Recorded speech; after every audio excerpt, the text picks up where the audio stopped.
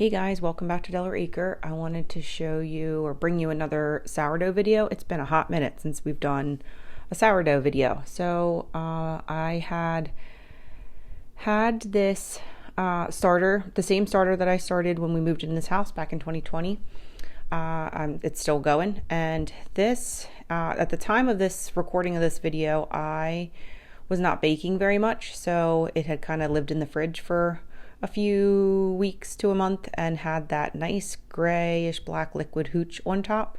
And some of you have commented in my previous videos to keep the hooch and stir it in, and some people pour it out. Either way, I poured some of it out just because it's the ick factor for me, but I did save some of it. You can see it in this smaller wide mouth jar, and I'm just pouring off a little bit to try to get it alive again, I guess, get it restarted.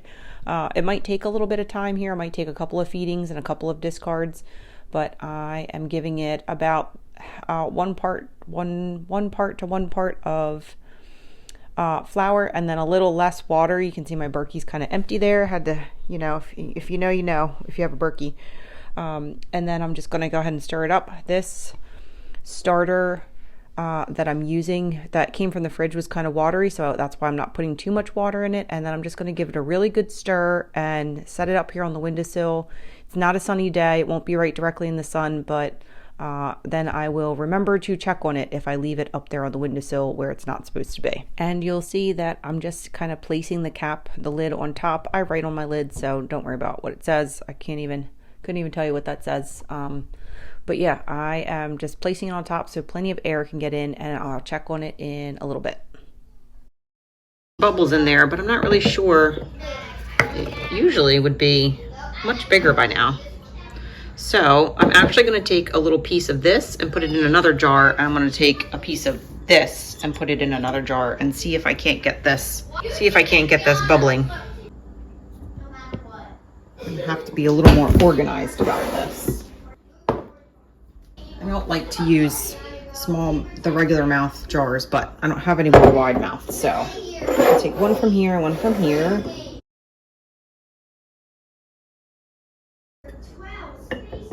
Just a little bit.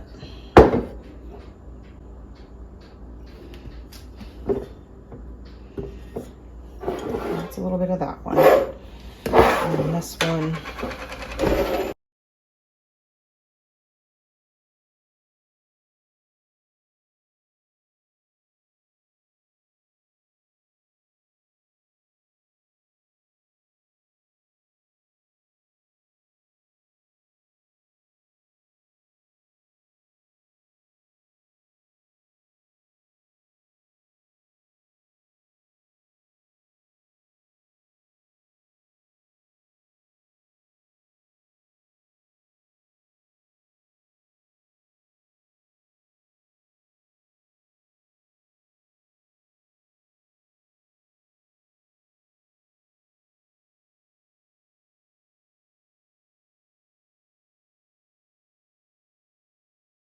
Also, did you know, life hack.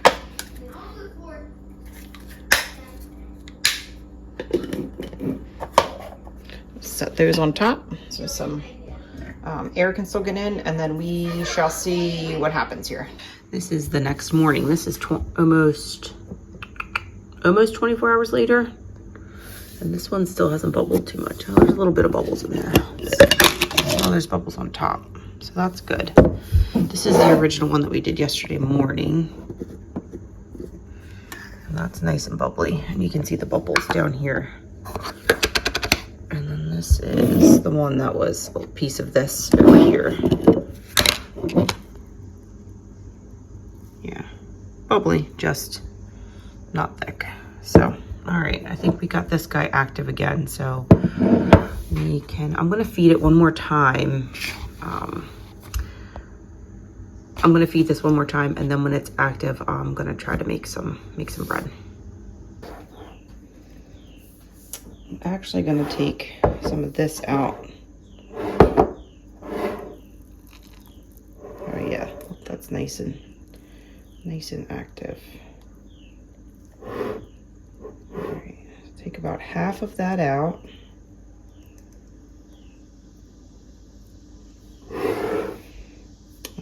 this much left in there.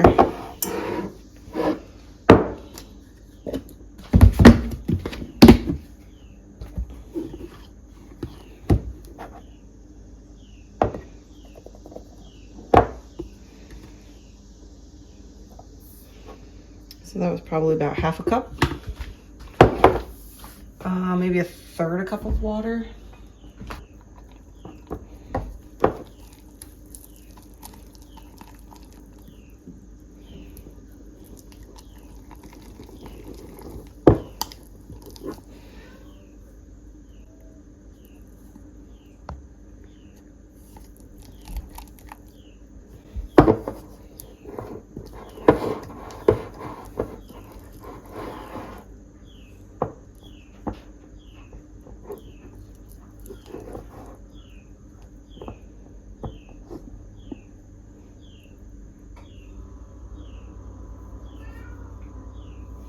Alright, so I'll do the same thing.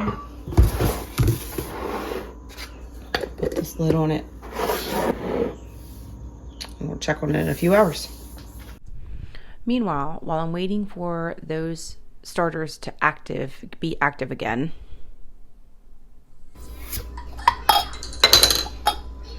I decided to go ahead and make some pumpkin muffins. Just going to make them without sourdough, just traditional. And this is Illinois squash, those big giant 30-pound squash that we grew garden season 2023.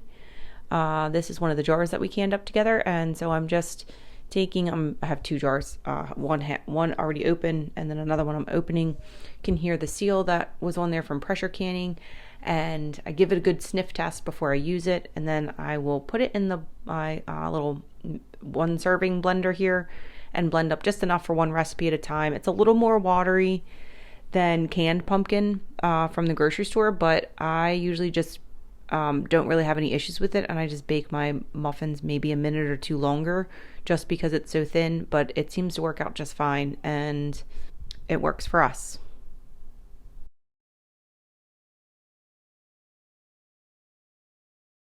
Sugar.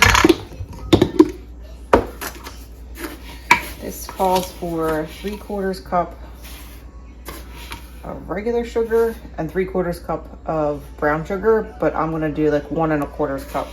I'm not gonna do a whole. This is a 1/4 cup measuring cup.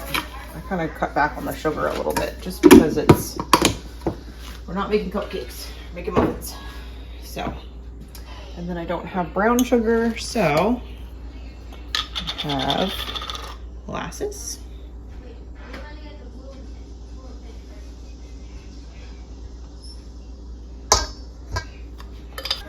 All right, and then 2 eggs. I actually have had these sitting out on the counter just to get to room temp. These are fresh eggs from my cousin's chickens. So I just like to make sure that they are still good, meaning they're not an old egg or rotten or partially grown, fertilized, if you know what I mean. Okay, and then a little splash of vanilla.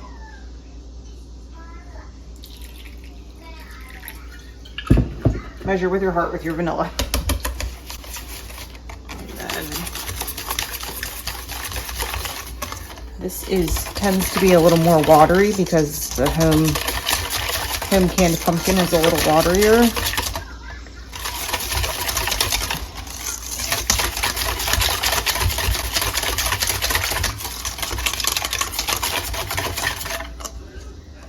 Yeah, it's pretty watery.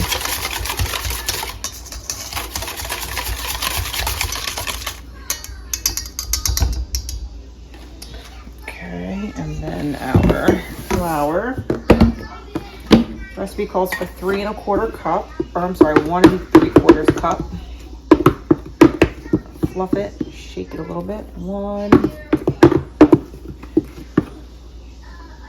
just under a cup.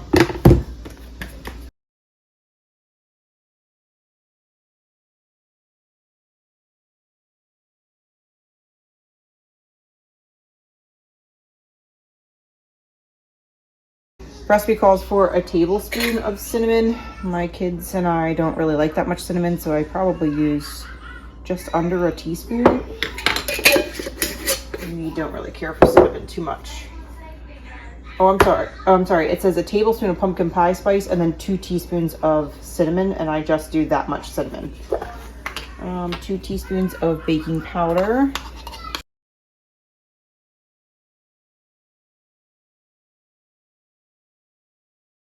I usually go a little heavy on the salt too.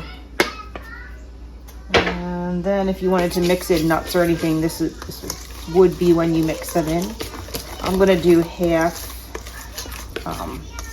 plain pumpkin muffins and then half with chocolate chips in.